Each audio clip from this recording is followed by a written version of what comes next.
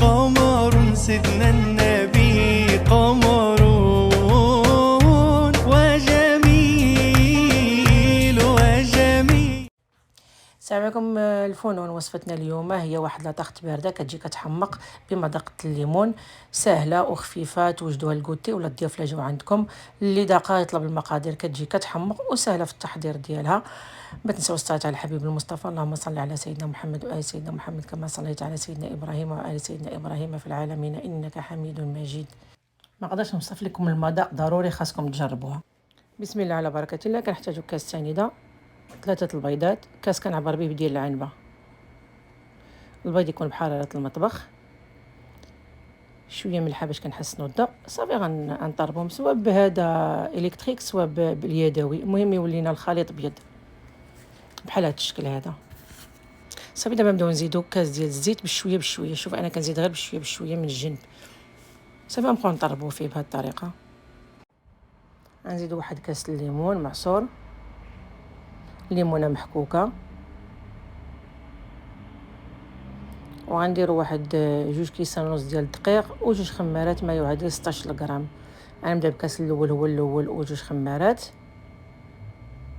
نغربلهم ونزيد الكاس الثاني حتى نخلط، عاد نزيد نص كاس الاخر. واللي عجبته الوصفه يطرح لي على با وخويا وجميع موتى المسلمين. اللهم ارحم موتانا وموتى المسلمين وشافي مرضانا ومرضى المسلمين. صافي غنخلطوه غير شويه وغنزيدو نص كاس الاخر اللي باقي عندنا، حتى هو ضروري نغربلوه. انا راه درت الفران يسخن ووجدت المول دهنته بشويه الزيت. صافي وغنخوي فيه الخليط ديالنا بهذه الطريقه. صافي غنخبطو باش يحيدو منه دوك الفقاعات والتقاد، وغنديرو في الفران اللي يكون ديجا سخون. لاصوص غنحتاجو 2 كيسان الليمون ديال العنبه، كيسان العنبه، 2 معالق كبار ديال سنيده،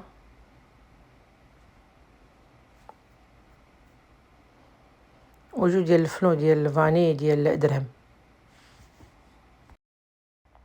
صافي بعد ما خلطناهم غنحطهم فوق البوطه يطيبوا حتى يوصلوا للغليان.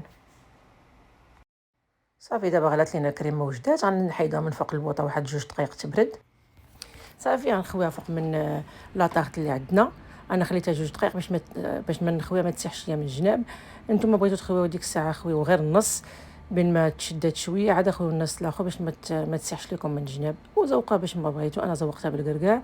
تقدروا تزوقوها بلي فروي، بالفريز، بنان، بلويف، فرومبواز، اللي عندكم زوقوها بيا بالصحه والراحه. جربوها وردوا عليا الخبار، كتجي كتحمق.